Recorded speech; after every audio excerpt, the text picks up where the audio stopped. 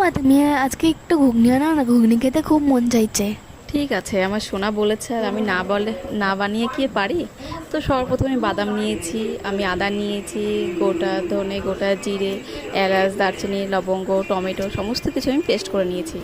করে নেওয়ার পরে আমি কড়াইতে তেজপাতা, গোটা জিরে সব ফোড়ন দিয়ে মশলাগুলো আমি দিয়ে দিয়েছি। আর লঙ্কার গুঁড়ো ছিল, আমি সব একবার দিয়ে দিয়েছি।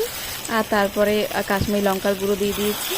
ভালো করে ওটাকে আমি পেস্ট ভালো করে কষিয়ে নিয়েছি। কষিয়ে নেওয়ার পরে আমি মটরগুলো আমি দিয়ে দিয়েছি। সব পিসাক করে মটর আর আলু আমি একসাথে সব সেদ্ধ করে নিয়েছিলাম।